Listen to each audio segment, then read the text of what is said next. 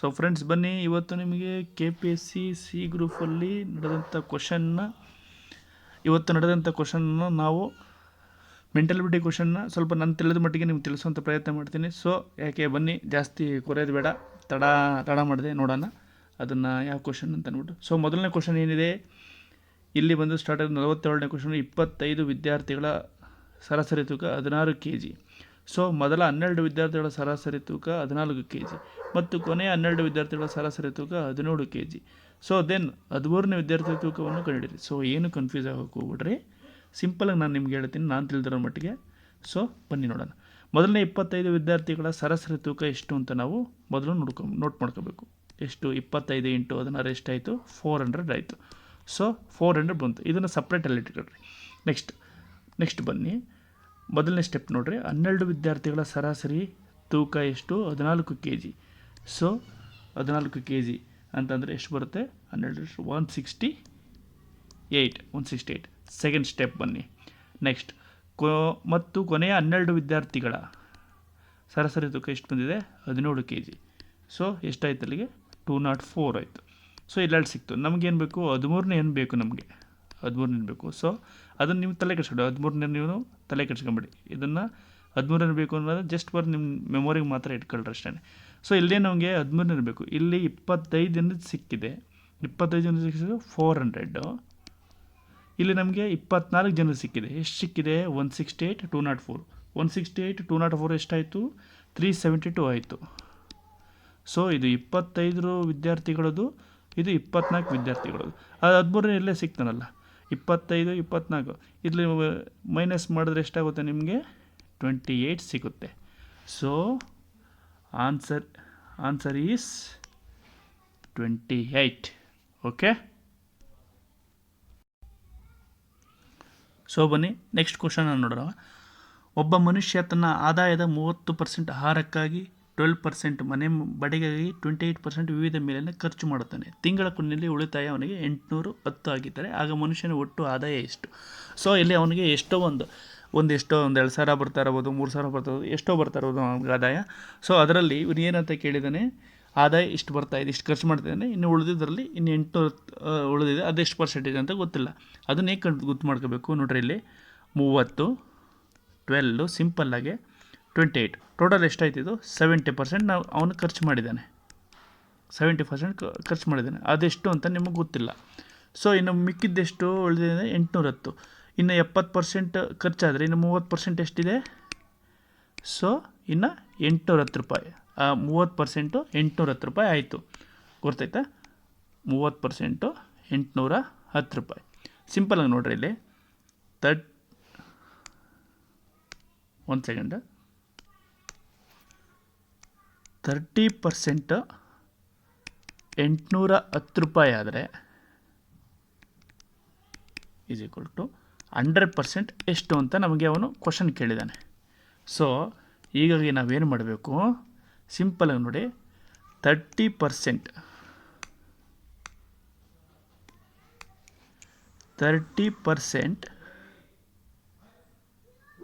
30%ನ್ನು ಉಳಿದಿರೋದನ್ನ ಇಲ್ಲಿ ಹಾಕ್ಕೊಂಡು ಈ ರೀತಿ ನಾವು ಬರ್ಕೊಬೇಕು. ಜಸ್ಟ್ ಫಾರ್ ಯುವರ್ ರೆಫರೆನ್ಸ್ಗಷ್ಟೇ. 810. So 100% is equal to X. ಗೊತ್ತಿಲ್ಲ, ಕ್ರಾಸ್ ಮಲ್ಟಿಫಿಕೇಷನ್ ಮಾಡಿ. ಸೊ ಏನು ಬಂತು? 30%. So then 810 × 100. ಸೊ ಈ 0 ಹೋಗಲಿ. 3 1 3 2 6, ಇನ್ನೊಂದು ಇನ್ನೆಷ್ಟು ಬಿತ್ತು? 2 ಬಿತ್ತು. 3 7 21. ಸೊ 27 × 100 ಮಾಡಿದ್ರೆ ನಿಮಗೆ ಎಷ್ಟು ಸಿಗುತ್ತೆ? 2700. So answer is 2700. ಗೊತ್ತಾಯ್ತಲ್ಲ ಫ್ರೆಂಡ್ಸ್? ಸೊ ಬನ್ನಿ ಫ್ರೆಂಡ್ಸ್, ಹಾಗೆ ನೆಕ್ಸ್ಟ್ ಕ್ವಶನ್ ನೋಡೋಣ. ಸೊ ನೋಡಿ, ಈ ಕ್ವಶನಲ್ಲಿ ನಿಮಗೆ ನಾನು ಬಿಡಿಸಿರ್ತೀನಿ. ಸೊ ನಿಮಗೆ ಫೀಲ್ ಫ್ರೀ ಟು ಯೂಟ್ಯೂಬ್ ಅಂತ ಚಾನಲ್ ಬರುತ್ತೆ, ಅದರಲ್ಲಿ ಇದು ಚೆನ್ನಾಗಿ ಎಕ್ಸ್ಪ್ಲೇನ್ ಮಾಡಿದರೆ ಅದರಲ್ಲಿ ನೀವು ನೋಡ್ಕೊಬೋದು. ಸೊ ನಾನು ಸಿಂಪಲ್ ಇಲ್ಲಿ ನಾನು ಬಿಡಿಸಿರ್ತೀನಿ. ಸೊ ಇದನ್ನು ಇಂಗ್ಲೀಷಲ್ಲಿ ಓದ್ಕೊಂಡ್ರೆ ಭಾಳ ಚೆನ್ನಾಗಿರುತ್ತೆ. If A it is 50% less than of B, how much percentage is B it more than that of A. So ನಾನು ಇಂಗ್ಲೀಷಲ್ಲಿ ಇದನ್ನು ನೋಡಿದ್ರಿಂದ, ಯೂಟ್ಯೂಬಲ್ಲಿ ನೋಡ್ಕೊಳ್ತಿರೋದ್ರಿಂದ ಆ ರೀತಿ ನಾನು ನೋಡ್ತೀನಿ. ಸೊ ಇಲ್ಲೇನು ಕೇಳಿದರೆ ನೋಡಿ, ನಾನು ಸಿಂಪಲ್ ಸೂತ್ರ ಹಾಕೊಂಡ್ಬಿಡ್ತೀನಿ. ಸೊ ಏನು, B minus A is equal to A into 100. So ನನಗೆ ಇಲ್ಲಿ ನಾನೇನು ತಗೋತೀನಿ, A if it is 50% less than that of B ಅಂದರೆ ನಾವಿಲ್ಲೇನು ನೋಡ್ಕೋಬೇಕು, ಎ ನಾವು ತಿಳ್ಕೊಬೇಕು ಸಡನ್ನಾಗಿ, ಬಿ ಎಷ್ಟಿರುತ್ತೆ 100, ಇದು 50% ಅಂತ ಅನ್ಕೊಬಿಡ್ಬೇಕು. ಈ ರೀತಿ ಫಾರ್ಮುಲಾ ಇದು ಗೊತ್ತಾಯ್ತಾ? ಸೊ ಇಲ್ಲಿ ಬರೆದಿರುತ್ತೆ ನೋಡಿ,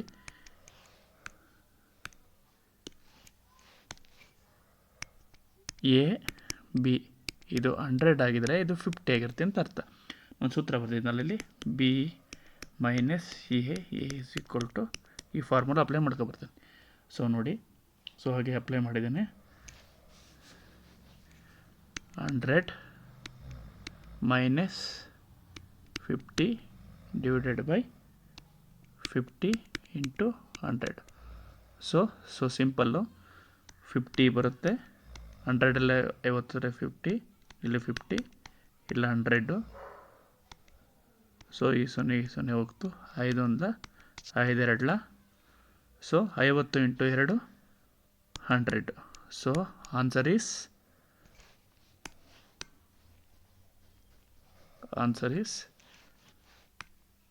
100 ಎ. ಇದು ಮೇ ಬಿ ಏನಾದರೂ ನಾನು ತಿಳ್ಕೊಂಡ್ರ ಪ್ರಕಾರ ಹೇಳಿದ್ದೀನಿ, ತಪ್ಪಾಗಿದ್ರೆ ಕ್ಷಮಿಸಿ. ಬಟ್ 100 ಶೋರ್, 100 ಸರಿ ಆನ್ಸರ್ ಇರುತ್ತೆ ಅಂತ ನಾನು ಅಂದ್ಕೊಂಡಿದ್ದೀನಿ. ಓಕೆ,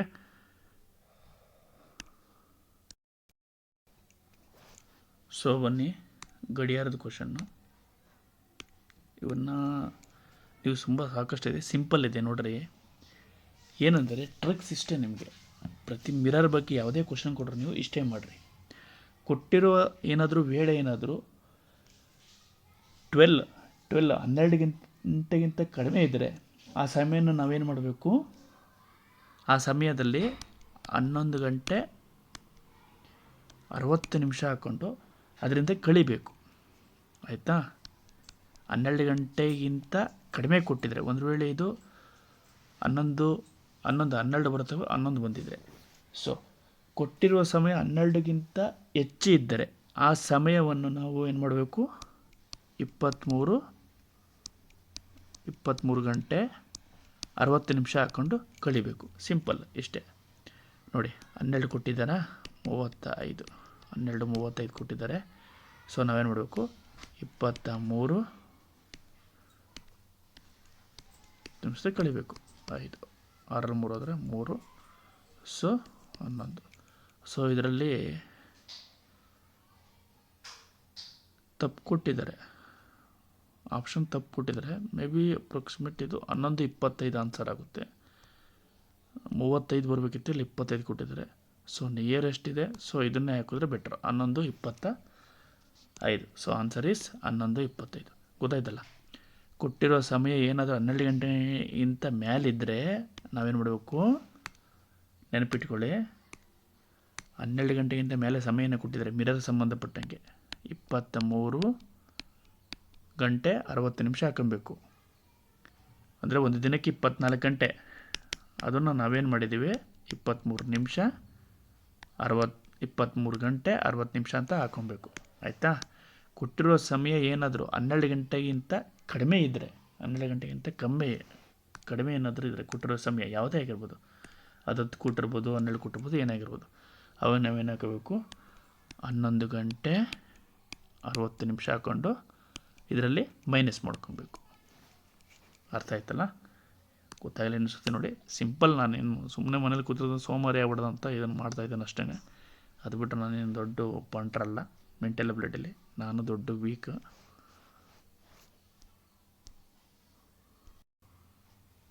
ಸೊ ನೆಕ್ಸ್ಟ್ ಬನ್ನಿ, ನೆಕ್ಸ್ಟ್ ಕ್ವಶನ್ ಹೋಗೋಣ. 57 ಕ್ವಶನ್.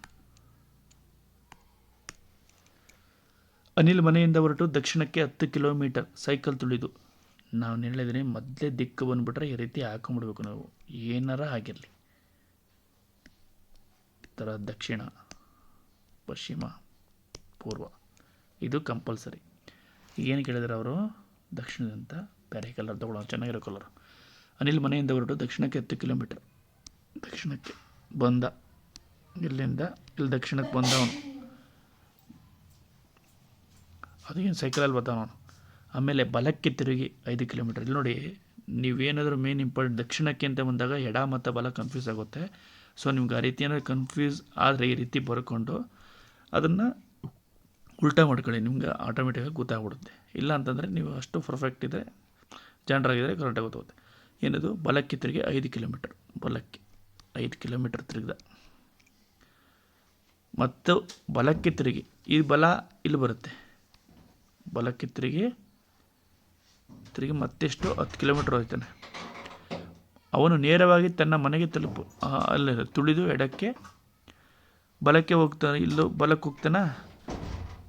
ಹೋಗ್ತಾನೆ, ಸೈಕಲ್ ತುಳಿದು ಎಡಕ್ಕೆ, ಮತ್ತು ಬಲಕ್ಕೆ ತಿರುಗಿ 10 ಕಿಲೋಮೀಟರ್ ಆದಮೇಲೆ ಸೈಕಲ್ ತುಳಿದು ಮತ್ತೆ ಅವನು ಎಡಕ್ಕೆ ಹೋಗ್ತಾನೆ. ಇಲ್ಲಿ ಎಡ ಯಾವುದು ನಿಮಗೆ? ಇಲ್ಲದು. ಎಷ್ಟು ಹೋಗ್ತಾನೆ? 10 ಹೋಗ್ತಾನೆ.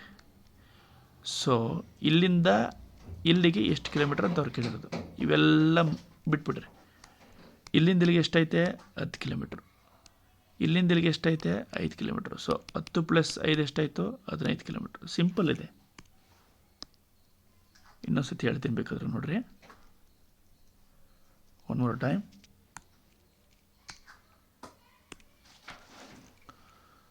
ಅವನು ಸೈಕಲ್ ತುಳಿದು ಮನೆಯಿಂದ ದಕ್ಷಿಣಕ್ಕೆ ಹಿಂಗೆ ಬಂದ, ಎಷ್ಟು? 10 ಕಿಲೋಮೀಟ್ರ್ ಬಂದವನು. ಮತ್ತು ಬಲಕ್ಕೆ ತಿರುಗಿ 10 ಕಿಲೋಮೀಟ್ರು, ಮತ್ತು ಬಲಕ್ಕೆ ತಿರುಗಿ 5 ಕಿಲೋಮೀಟ್ರ್ ಹೋಗ್ತಾನೆ. ಬಲಕ್ಕೆ 5 ಕಿಲೋಮೀಟ್ರ್ ಹೋಗ್ತಾನೆ. ಬಲಕ್ಕೆ ಅಂದರೆ ಇಲ್ಲಿ ಬಲಕ್ಕೆ, ಇದು ಲೆಫ್ಟ್ ಬರುತ್ತೆ, ಇದು ರೈಟ್ ಬರುತ್ತೆ. ಸೊ ಎಷ್ಟು ಕಿಲೋಮೀಟ್ರು? 5 ಕಿಲೋಮೀಟ್ರ್ ಹೋಗ್ತಾನೆ. ಮತ್ತು ಬಲಕ್ಕೆ ತಿರುಗಿ ಮತ್ತೆ ಪುನಃ ಬಲಕ್ಕೆ ತಿರುಗಿ 10 ಕಿಲೋಮೀಟ್ರ್ ಹೋಗ್ತಾನಂತೆ. ಇದು ರೈಟು, ಇದು ಲೆಫ್ಟು. 10 ಕಿಲೋಮೀಟ್ರ್, ಮತ್ತೆ 10 ಕಿಲೋಮೀಟ್ರ್. ಮತ್ತೆ ಏನು ಮಾಡ್ತಾನೆ ಅವನು? ಮತ್ತೆ ಎಡಕ್ಕೆ ಹೋಗ್ತಾನೆ. ಇದು ಲೆಫ್ಟು, ಇದು ರೈಟು. ಮತ್ತೆ 10 ಕಿಲೋಮೀಟ್ರ್ ಹೋಗ್ತಾನೆ. ಸೊ ಇಲ್ಲಿ ನೋಡ್ರಿ, ಇಲ್ಲಿದೆ ಟ್ವಿಸ್ಟು. ಅವ್ರು ಕೇಳಿರೋದಿನ ಅವನು ನೇರವಾಗಿ ತನ್ನ ಮನೆಗೆ ತಲುಪಲು ಎಷ್ಟು ಕಿಲೋಮೀಟರ್ ಸೈಕಲ್ ತುಳಿಬೇಕು ಅಂತ ಕೇಳಿದ್ದಾರೆ. ಇಲ್ಲಿಂದ ಇಲ್ಲಿಗೆ 10 ಕಿಲೋಮೀಟ್ರಾ? ಸೊ ಇಲ್ಲಿಂದ ಇಲ್ಲಿಗೆ ಎಷ್ಟು ಬಾಕಿ ಉಳಿದಿರುತ್ತೆ? 5 ಕಿಲೋಮೀಟ್ರ್. ಸೊ ಇಲ್ಲಿ 5 ಕಿಲೋಮೀಟ್ರ್ ಇರುತ್ತೆ, ಇಲ್ಲಿ 5 ಕಿಲೋಮೀಟ್ರ್. ಸಿಂಪಲ್ ಲಾಜಿಕ್ ಇದು ಅಷ್ಟೇ. ಲಾಜಿಕ್ ಕ್ವಶನ್ ಕೇಳಿದ್ರೆ ಏನು ದೊಡ್ಡ ಕಂಡಾದ್ರೂ ಕೆಲಸಲ್ಲ. So 10 + 5 15. So answer is 4. Answer is 15 kilometre. So ಬನ್ನಿ ನೆಕ್ಸ್ಟ್ ಕ್ವಶನ್ ನೋಡೋಣ. 58ನೇ ಕ್ವಶನ್. ಏನಿದು ಭಾರಿ ಕ್ವಶನ್ ಏನಲ್ಲ, ಸಿಂಪಲ್ ನೋಡ್ಕೊಂಡ್ರೆ ನಿಮ್ಗೆ ಆಟೋಮೆಟಿಕ್ ನೀವೇ ಹೇಳ್ಬಿಡ್ತಾರೆ. ನಿಮ್ಗೆ ಅಷ್ಟು ಗೊತ್ತಾಗಲ್ಲ ಅಂದರೆ ಫುಲ್ 31ರವರೆಗೂ ಬರ್ಕೊಂಡು ಹೊಂಟೋಗ್ಬಿಡ್ರಿ. ಸೊ ಇಲ್ಲಿ ನೋಡ್ರಿ, ಅನಿಲ್ ಮತ್ತು ಸುನಿಲ್ 31 ತರಗತಿಯಲ್ಲಿ ಅಗ್ರಸ್ಥಾನದಿಂದ ಕ್ರಮವಾಗಿ 7 ಮತ್ತು 11 ಕ್ರಮವಾಗಿ ಅಂದರೆ ಇಲ್ಲಿಂದ ಎಡಗಿ, ಇಲ್ಲಿಂದ 1ರಿಂದ 7. ಇಲ್ಲೇನಿದ್ದಾನೆ? ಅನಿಲ್ ಇದ್ದಾನೆ ಎಷ್ಟನೇ ಸ್ಥಾನದಲ್ಲಿ? 7ನೇ ಸ್ಥಾನದಲ್ಲಿ. ಅಂದರೆ ಅವನ ಹಿಂದಿನ ಸಂಖ್ಯೆ ಇವರು ಎಷ್ಟನೇವರು? 6ನೇವರು. ಸೊ ನೆಕ್ಸ್ಟ್ ಅವನಾದಮೇಲೆ 11ನೇನು ಯಾರಿದ್ದಾನೆ? ಸುನಿಲ್ ಇದ್ದಾನೆ. ಇವನು 11ನೇ ಸ್ಥಾನದಲ್ಲಿದ್ದಾನೆ, 11ನೇ ಸ್ಥಾನದಲ್ಲಿ. ಸೊ ಟೋಟಲ್ ವಿದ್ಯಾರ್ಥಿಗಳು ಎಷ್ಟು? 31.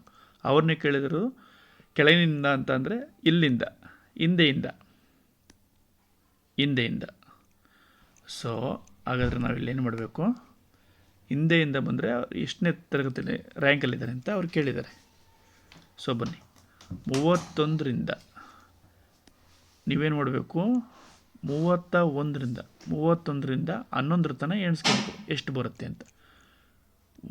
11ರಿಂದ 30 ತನಕ ಬರೆದು ಬೇಕಾದರೆ ನಿಮ್ಗೆ ಕನ್ಫ್ಯೂಸ್ ಆದರೆ 11ರಿಂದ 30 ಬರ್ಕೊಂಡು ಎಷ್ಟಾಗುತ್ತೆ ಅಂತ ನೋಡಬೇಕು. ಎಷ್ಟಾಗುತ್ತೆ? 20 ಬರುತ್ತೆ. 20 ಜನ ಇರ್ತಾರೆ, ಇವನು ಬಿಟ್ಟು 20 ಜನ ಇರ್ತಾರೆ. 11 31 ಕಳಿರಪ್ಪ, ಎಷ್ಟಾಯಿತು? 20 ಸಿಕ್ತು. ನಾನು ಸಿಂಪಲ್ ನಿಮ್ಗೆ ಹೇಳಿದೆ, 11 31ರಲ್ಲಿ ಹೋದರೆ 21. ಸೊ ಇವಂದೆಷ್ಟು? ಸುನಿಲ್ ಸಿಕ್ತಾ? 20. ಇಲ್ಲೂ 20 ಇದೆ, ಇಲ್ಲೂ 20 ಇದೆ.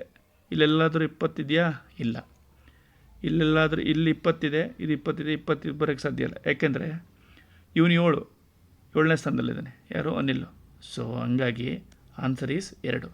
ಇಲ್ಲಿ ಒಂದು ಆನ್ಸರ್ ಸುನಿಲ್ನೊಬ್ಬಂದು ಕಂಡುಹಿಡ್ಕೊಂಡ್ರೆ ನೀವು ಆಟೋಮೆಟಿಕ್ಕಾಗಿ ಆನ್ಸರ್ ನಿಮ್ಗೆ ಗೊತ್ತಾಗುತ್ತೆ. ಯಾಕೆಂದರೆ ಆಪ್ಷನಲ್ಲೇ ಎಲಿಮಿನೇಟ್ ಮಾಡ್ಬೋದು.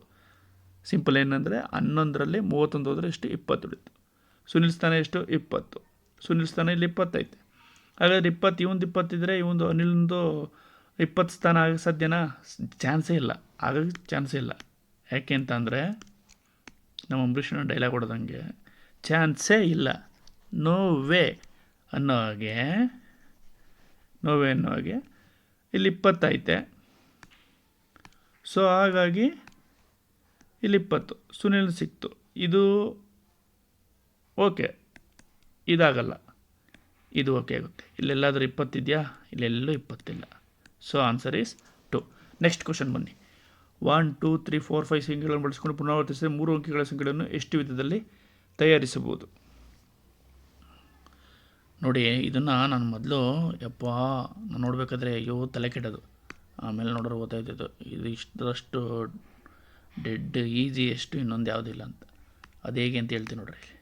ಸಿಂಪಲ್ ಹಿಂಗೆ ಕೊಟ್ರೆ ಹಿಂಗೆ ಈ ರೀತಿ ಲೆಕ್ಕ ಕೊಟ್ಬಿಟ್ರೆ ಹಿಂಗೆ ಕೊಟ್ರೆ ಸಿಂಪಲಾಗಿ 1 2 3 4 5 6 ಟೋಟಲ್ ಎಷ್ಟು ಸಂಖ್ಯೆ ಇವೆ? 6 ಸಂಖ್ಯೆ ಇವೆ. ಅವ್ರು ಕೇಳಿರೋದನ್ನು 3 ಅಂಕಿಗಳ ಸಂಖ್ಯೆಗಳನ್ನು ಎಷ್ಟು ವಿಧದಲ್ಲಿ ಅನಿಸ್ಬೋದು? 3 ಅಂಕಿ ಅಂದರೆ 6 × 3 ಅಲ್ಲ ಬರೆಯೋದು, 6 × 3 ಅಲ್ಲ. ನಮ್ಮ ಹುಡುಗರು ಹಿಂಗೆ ಬರ್ಕೊಂಡ್ಬಿಡ್ತಾರೆ, 6 × 3 ಅಲ್ಲ. ಸೊ ನೋಡ್ರಿ, 6C3 ಅಂತ ಇಷ್ಟು ಬರ್ಕೊಬೇಕು. ಇದನ್ನು ನೀವು ಫಾರ್ಮುಟೇಷನ್ನು ಮತ್ತು ಕ್ರಮಯೋಜನೆಗಳು ವಿಕಲ್ಪಗಳು ಇರುತ್ತಲ್ಲ, ಅದರಲ್ಲಿ ನೋಡಿದ್ರೆ ನಿಮಗೆ ವಿಡಿಯೋ ನೋಡಿದ್ರೆ ಕೆಲವು ಎಜುಕೇಟರ್ಸ್ ತುಂಬ ಚೆನ್ನಾಗಿ ಮಾಡಿದರೆ ಅವ್ರು ನೋಡಿ ಅರ್ಥ ಆಗುತ್ತೆ. ನಾನು ನಿಮ್ಗೆ ಅರ್ಥ ಆಗಲಿ ಅಂತ ಹೇಳ್ತಾ ಇರೋದು. ಸೊ ನಿಮ್ಗೆ ಬಂದಿದೆಲ್ಲ 6C3 ಅಂತ ಬರ್ಕೊಳ್ಳಿ. ಬರ್ಕೊಂಡಾದ್ಮೇಲೆ ನಿಮಗೆ 6C3 ಅಂದರೆ ಇದೇನು ಮಾಡಬೇಕು? 6 5 × 4 ಈ ರೀತಿ ಬರ್ಕೊಬೇಕು. ಅರ್ಥ ಆಯ್ತಾ? 6C3 ಆದರೂ 6C ಕೆಳಗಡೆ 6C3 ಅಂತ ನಾವು ಬರೆದಿದ್ದೀವಲ್ಲ. ಸೊ 6C3 ಅಂತ ಬರೆದಿರೋದನ್ನ ನಾವೇನು ಮಾಡಬೇಕು? ಅದನ್ನು 3 ಸತಿ ಹಿಂದಿನ ಸಂಖ್ಯೆಯಿಂದ 6 ಆದಮೇಲೆ ನೆಕ್ಸ್ಟ್ ಹಿಂದಿನ ಸಂಖ್ಯೆ ಯಾವ್ದು ಬರುತ್ತೆ? 5 ಆದಮೇಲೆ ಯಾವ ಸಂಖ್ಯೆ ಬರುತ್ತೆ? 4. ಆಯಿತಾ? 3 ಸತಿ ಬರ್ಕೊಬೇಕು ಅಂತ ಅರ್ಥ. 1 2 3 ಆಯ್ತಲ್ಲ. 4 5 6 6 5 30 34 4 0 0 4 3 12. So answer is 120. ಇಷ್ಟೇ ಫ್ರೆಂಡ್ಸ್. ಸಣ್ಣ ಪ್ರಯತ್ನ ನಾನು ಮಾಡಿದ್ದೀನಿ. ಇದರಲ್ಲಿ ಏನಾದರೂ ತಪ್ಪು ಒಪ್ಪಿದರೆ ನಾನೇನು ಎಜುಕೇಟರ್ ಅಲ್ಲ, ಜಸ್ಟ್ ಫಾರ್ ಏನೋ ಒಂದು ಯೂಸ್ ಆಗುತ್ತೆ, ನನಗೊಂದು ಸೋಮಾರಿತನ ಹೋಗುತ್ತೆ, ಲೇಜಿನೆಸ್ ಹೋಗುತ್ತೆ ಅಂತ ನಾನು ಇದನ್ನು ಮಾಡಿದ್ದೀನಿ. ಸೊ ಇದರಿಂದ ನಿಮ್ಗೆ ಯೂಸ್ ಆದರೆ ಒಳ್ಳೆಯದು. ಏನಾದರೂ ತಪ್ಪಿದರೆ ತಿದ್ಕೊಂತೀನಿ, ಮುಂದೆ ಫ್ಯೂಚರಲ್ಲಿ ಹೇಳಿ. ಯಾವುದಾದ್ರು ಎಕ್ಸಾಮ್ ಬಂದಾಗ ಈ ರೀತಿ ಮಾಡೋಣ ಅಂತ ಪ್ರಯತ್ನ ಮಾಡ್ತೀನಿ. So thank you very much friends. All the best your future. So ಬನ್ನಿ ನೆಕ್ಸ್ಟ್ ಕ್ವಶನ್ ನೋಡೋಣ. ಸೊ ನೋಡಿ, ಇದರಲ್ಲಿ 50ನೇ ಕ್ವಶನ್ನು. ರೇಡಿಯೋವನ್ನು 10% ರಿಯಾಯಿತಿಯೊಂದಿಗೆ 500 ನಿವ್ವಳ ಬೆಲೆಯನ್ನು 423ಕ್ಕೆ ಬರಲು ಗ್ರಾಹಕರಿಗೆ ಯಾವ ಹೆಚ್ಚುವರಿ ರಿಯಾಯಿತಿಯನ್ನು ನೀಡಬೇಕು? ಸೊ ನಿಮಗೆ ಅರ್ಥ ಆಗಲಿ ಅಂತ ಇಂಗ್ಲೀಷಲ್ಲಿ ಹೇಳಿರ್ತೀನಿ. A radio is listed at ₹500 with a discount of 10%. What additional discount must be offered to the customer to bring the net price to 423 ಅಂತ ಕೇಳಿದ್ದಾನೆ. ಸೊ ಇಲ್ಲಿ ನಾವು ಸಿಂಪಲ್ ನೋಡ್ರಿ, ನಾವು ಮೊದಲು ಏನು ಮಾಡ್ಕೋಬೇಕು? 5% 500ನ 10% ಎಷ್ಟು ಅಂತ ನೋಡ್ಕೋಬೇಕು. 10% ಆದರೆ ಎಷ್ಟಾಗುತ್ತೆ? ಸಿಂಪಲ್ ₹50 ಆಗುತ್ತೆ. ಸೊ 500ರಲ್ಲಿ ₹50 ಕಳೆದ್ರೆ ಎಷ್ಟು ಉಳಿತು ನಮಗೆ? 450. ನಮಗೆ ಎಷ್ಟಾಗು? 423 ಬೇಕು. ಸೊ ಬನ್ನಿರಿ, 423 ಇಲ್ಲಿ ಆಪ್ಷನ್ ಪ್ರಕಾರ ಹೋಗೋಣ. 5% ಆದರೆ ಆಗಲ್ಲ. ನೆಕ್ಸ್ಟ್ 6% ಹಾಕೊಳ್ಳೋಣ. ನಾನು ಅಪ್ರಾಕ್ಸಿಮೇಟ್ 6% ಅಂತ ಅಂದ್ಕೊಂಡಿದ್ದೀನಿ. 6% ಹಾಕ್ಕೊಂಡಿದ್ದೀನಿ, ನೋಡೋಣ ಏನಾಗುತ್ತೆ. ಸೊ ನೋಡಿರಿ, 6%ಅಲ್ಲಿ ಈ 0 ಹೋಗ್ತು. 2 5 2 3 ಆಯಿತಾ. 5 1 5 9 ಎಷ್ಟಾಯಿತು? 9 3 27 ಆಯಿತು. 9 3 27 ಆಯಿತು. ಸೊ ನಾನಿಲ್ಲಿ ಏನು ಮಾಡ್ತಾಯಿದ್ದೀನಿ, 9 3 27 ಬಂತು. ಸೊ ಇಲ್ಲಿ ನೋಡಿ, 450ರಲ್ಲಿ 27 ಕಳೆದ್ರೆ ಎಷ್ಟು ಬರುತ್ತೆ ನಮಗೆ? 423. ಸೊ ಹೆಚ್ಚುವರಿಯಾಗಿ ಎಷ್ಟು ರಿಯಾಯಿತಿ ನೀಡಬೇಕು? 423ಕ್ಕೆ ಅವ್ರು ಕೊಂಡ್ಕೊಂಡಿರೋ ಬೆಲೆ ಕೊಡಬೇಕು ಅಂತ, ಪರ್ಚೇಸ್ ಮಾಡಿರೋ ಬೆಲೆ ಕೊಡಬೇಕು ಅಂತಂದರೆ, ಸೊ ನಾವು ಅವ್ರು ಕೊಂಡ್ಕೊಂಡಿರೋಂಥ ಬೆಲೆಗೆ ಪರ್ಚೇಸ್ಗೆ ಕೊಡಬೇಕು ಅಂತಂದರೆ ನಾವು 6%. Answer is 6%. ಸೊ ಬನ್ನಿ ನೆಕ್ಸ್ಟ್ ನೋಡೋಣ. ಎಷ್ಟು ಕಿಲೋಗ್ರಾಮ್ ಅಕ್ಕಿ ಬೆಲೆ ರು ಪ್ರತಿ ಕೆ ಜಿಗೆ? 18 ರೂಗೆ 30 ಕೆ ಜಿ ತೂಗುವ ಕೆ ಜಿಗೆ ರು 14 ಬೆಲೆಯ ಮತ್ತೊಂದು ವಿಧದ ಅಕ್ಕಿ. ಇದೊಂಥರ ಮಿಸ್ಟೇಕ್ ಥರ ಆಗ್ತದೆ. ಇಂಗ್ಲೀಷಲ್ಲಿ ನಾನು ನೋಡ್ಕೊಂಡು ಕನ್ವರ್ಟ್ ಮಾಡ್ಕೊಂಡು ಪ್ರಯತ್ನ ಮಾಡೋದಾದರೆ, ಇಲ್ಲಿ ನೋಡಿ, ಹೌ ಮೆನಿ ಕಿಲೋಗ್ರಾಮ್ಸ್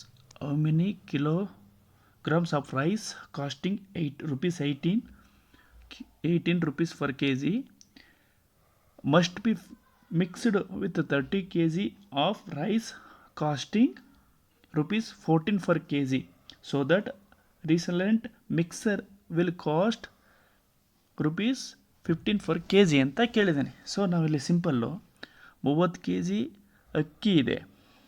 ಸೊ ಇಲ್ಲೇನು ಮಾಡಬೇಕು, ಪ್ರತಿ ಕೆ ಜಿಗೆ 18 ರು, 30 ಕೆ ಜಿ ತೂಗುವ ಕೆ ಜಿಗೆ ರು, ಪ್ರತಿ ಕೆ ಜಿಗೆ 18.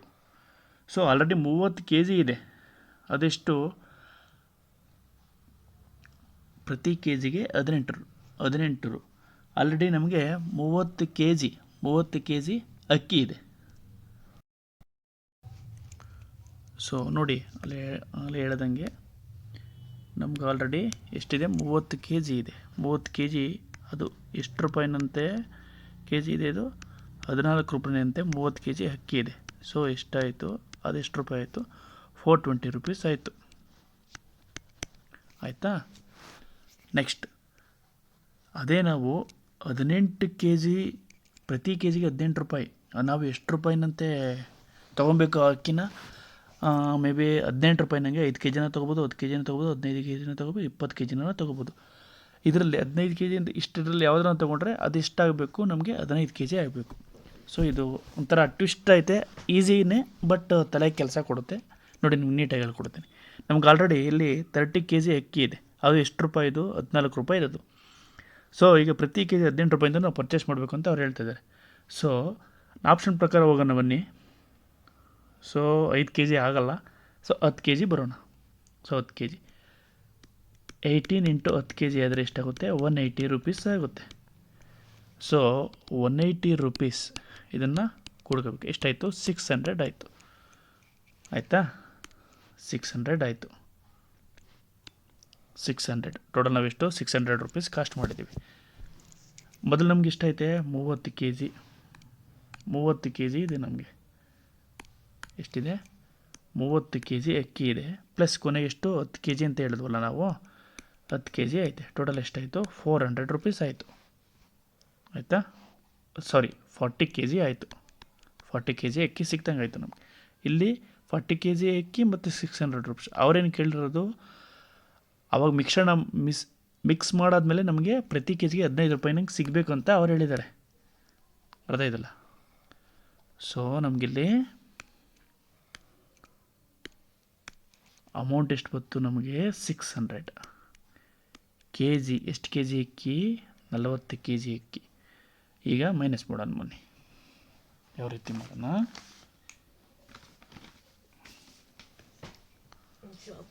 41 40 0 2 ಉಳಿತು, ಮತ್ತು 0. So 40 × 5 200. So answer is 10 K G ಮಿಶ್ರಣ ಮಾಡಬೇಕು ಅಂತ ಅವ್ರು ಹೇಳಿರೋದು. ಸೊ ಇದನ್ನೇನೋ ನಿಮ್ಗೆ ಅರ್ಥ ಆಗಿಲ್ಲ ಅಂತಂದರೆ ಮತ್ತೊಂದು ಸತಿ ರಿಪೀಟ್ ಮಾಡಿ. ಸಿಂಪಲ್ ಇದೆ. ನಮ್ಗೆ ನೋಡಿ 30 ಕೆ ಜಿ ಅಕ್ಕಿ 14 ರೂಪಾಯಿನಂತೆ ಇದೆ ಅಂತ ಹೇಳಿದ್ರು ಅವರು. 14 ರೂಪಾಯಿನವು ಅವೇ ಅದೆಷ್ಟಾಗುತ್ತೆ? 420 ರೂಪಾಯಿ ಆಗುತ್ತೆ. ಅದು ನಾವು 18 ರೂಪಾಯಿನಂತೆ ನೀನು 5 ಕೆ ಜಿ ಮಿಕ್ಸ್ ಮಾಡು ಅಂತ ಹೇಳಿದ್ದಾರೆ. 5 ಕೆ ಜಿನೇ ನೋಡೋಣ. 18 5 ಎಷ್ಟಾಗುತ್ತೆ? 18 × 5 90 ರೂಪಾಯಿ ಆಗುತ್ತೆ. 90.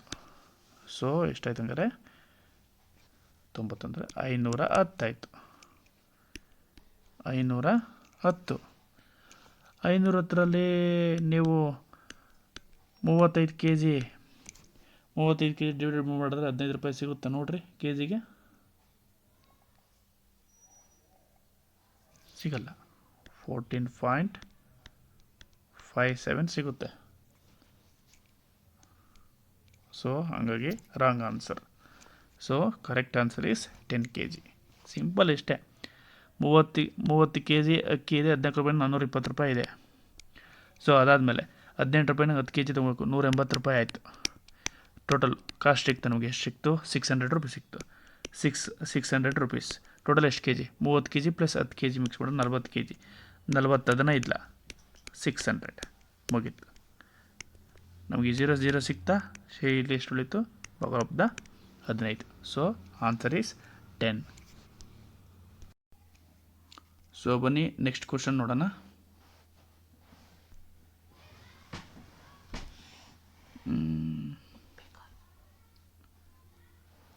ನಾಲ್ಕು ವಿದ್ಯಾರ್ಥಿಗಳು ಕಾಲೇಜು ಚಿತ್ರಕ್ಕಾಗಿ ಫೋಟೋ ತೆಗೆಯಲು ಬೆಂಚ್ ಮೇಲೆ ಕುಳಿತಿದ್ದಾರೆ. ಸೋನಂ ರೀನಾಳ ಎಡಭಾಗದಲ್ಲಿದ್ದಾರೆ. ಇಲ್ಲಿ ಕರೆಕ್ಟಾಗಿ ನೋಡ್ಕೊಳ್ಳಿ. 4 ಜನ ವಿದ್ಯಾರ್ಥಿಗಳು. ಸೋನಂ ರೀನಾಳ ಎಡಭಾಗದಲ್ಲಿದ್ದಾರೆ. ರೀನಾ ಅವರ ಬಲಕ್ಕೆ ಮಂಜು ಇದ್ದಾರೆ. ರೀನಾ ಮತ್ತು ಮಂಜು ನಡುವೆ ಫೋಟೋದಲ್ಲಿ ಎಡದಿಂದ ಎರಡನೇವರು ಯಾರು ಅಂತ ಹೇಳಿ. ಸಿಂಪಲ್. ಸೊ ನೀವು ಒಂದು ಲೈನ್ ಹಾಕೊಳ್ಳಿ. ಸೊ ಏನಿದೆ? ಸೋನಮ್ಮು ರೀನಾಳ ಎಡಭಾಗದಲ್ಲಿದ್ದಾರೆ. ಸೋನಂ ರೀನಾಳ ಎಡಭಾಗದಲ್ಲಿ ಅಂದರೆ ನಾವು ಮೊದಲು ಇಲ್ಲಿ ರೀನ್ ಬರ್ಕೋಬೇಕು. ರೀನನ್ನು ಎಡಭಾಗದಲ್ಲಿ ಇದ್ದಾರೆ ಯಾರು? ಸೋನಂ. ಸೊ ಆಯಿತು. ರೀನಾ ಅವರ ಬಲಕ್ಕೆ ಮಂಜು ಇದ್ದಾರೆ. ರೀನಾ ಅವರ ಬಲಕ್ಕೆ ಅಂದರೆ ಅವನು ಇಲ್ಲಾದರೂ ಇರ್ಬೋದು, ಇಲ್ಲಾದರೂ ಇರ್ಬೋದು. ಸೊ ಮಂಜು ಇಲ್ಲಿ ಬಂದಿದ್ದಾನೆ. ಮಂಜು. ರೀನಾ ಮತ್ತು ಮಂಜು ನಡುವೆ. ರೀನಾ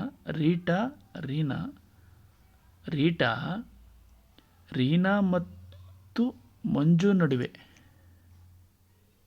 ಯಾರು? ಮಂಜು ನಡುವೆ ಬಂತಾ? ಇವನು ರೀನಾ ಪಕ್ಕ ಸೋನಂ ಬಂದ. ಹಾಗಾದರೆ ಫೋಟೋದಲ್ಲಿ ಎಡದಿಂದ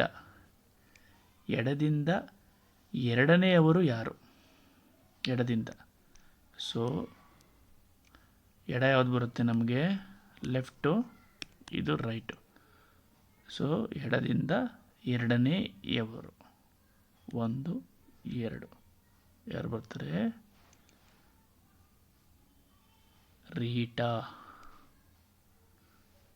ರೀಟಾ ಬರ್ತಾರೆ. ಬನ್ನಿ ಫ್ರೆಂಡ್ಸ್, ನೆಕ್ಸ್ಟ್ ದಿಕ್ಕಿನ ಬಗ್ಗೆ ನೋಡೋಣ ಏನಂತ ಕೇಳಿದ್ದಾನೆ ಅಂತ. ಸೊ ನೀವು ವಾಯುವ್ಯಕ್ಕೆ ಮುಖ ಮಾಡುತ್ತಿದ್ದೀರಿ ಎಂದು ಊಹಿಸಿಕೊಳ್ಳಿ. ನೀವು ಪ್ರದಕ್ಷಿಣೆಗಾರರಿಗೆ ಮೊದಲು ನಾವೇನು ಬೇಕು? ದಿಕ್ಕಿನ ಬಗ್ಗೆ ಬಂದರೆ ಹಾಕೊಂಡ್ಬಿಡ್ಬೇಕಲ್ಲಿ. ದಿಕ್ಕನ್ನು ಬರ್ಕೊಂಡ್ಬಿಡ್ಬೇಕು. ಅದು ಬರುತ್ತೋ ಬಿಡುತ್ತೋ ಸೆಕೆಂಡರಿ. ಹಾಕೊಂಡ್ಬಿಡ್ಬೇಕು. North, south. ಒಂದು ಸೆಕೆಂಡ್.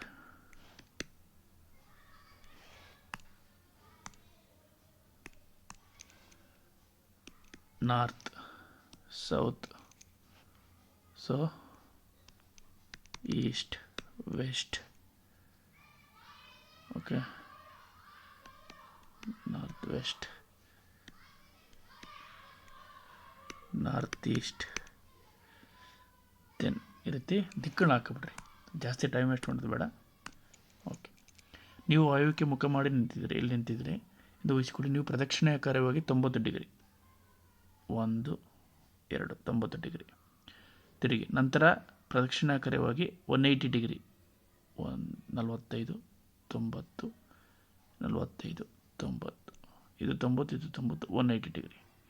ಮತ್ತೆ 90 ಡಿಗ್ರಿಯನ್ನು ತಿರುಗಿ 45 45, ಮತ್ತೆ ಯಾವುದು ಆನ್ಸರ್ ಈಸ್ ಸೊ ವಾಯುವ್ಯ. ಅದನ್ನು ಸ್ವಲ್ಪ ನೀಟಾಗಿ ನೋಡಿ, ಸಿಂಪಲ್ ಇದೆ, ಕಾಂಪ್ಲಿಕೇಟೆಡ್ ಏನಲ್ಲ.